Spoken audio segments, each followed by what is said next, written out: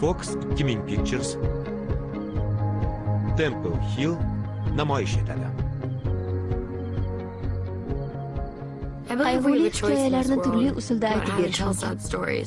Masalan, kino va romanlardagi havasini keltiradigan qahramonlar o'z xatolaridan kerakli xulosalar chiqargani kabi biroz bo'rttirib, bezab ifodalasa bo'ladi. Kino va romanlarda Peter Gabrielning qo'shig'i doim ammo bularning hammasi yolg'on. Haqiqatda qanday bo'lishini esa sizlarga aytib beraman. Aybga buyurmaysiz. Yulduzlar aybdormi? Yoshim 17 ga chiqqanida oyim meni tushkunlikka tushib qolgan degan xulosaga keldi.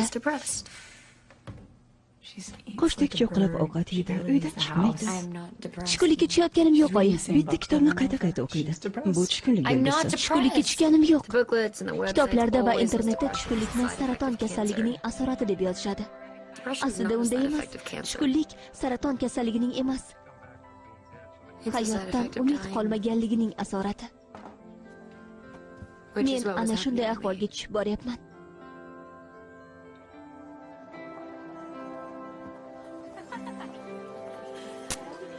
Shohona dard.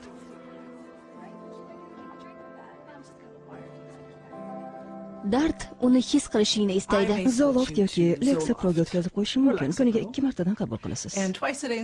Xo'sh. Maydalashib nima qildik? Ko'proq yozib beravering, allaqachon giyohvandga o'xshab qolganman. Tayanch guruhiga qatnab turibsizmi? Bu menga to'g'ri kelmadi. Aksincha, u guruhda siz o'zingiz singari. O'zim singari? Nima? Shu yo'nalishda harakat qilayotgan. Harakat qilayotgan? Rostdanmi? Urinib ko'rsangiz bo'lardi. Foydasini o'zingiz sezasiz. Barakalla.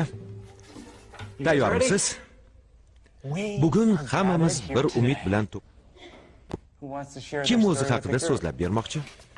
Roman, o'tkir miyeloleykoz kasaliga yo'liqqanman. Sidman, o'tkir limfoblastli ko'z kasali. Salom, Pageman. Neyroblastoma kasali. Men Patrickman. Dardim og'ir. Yana kim gapirib bermoqchi? Hazel?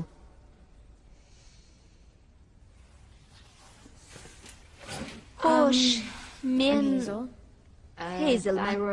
Dastlab bo'qoq saratoni, keyin kasal o'pkamga va nafas yo'llarimga tarqab ketdi. O'zingni qanday his qilyapsan? Bedavo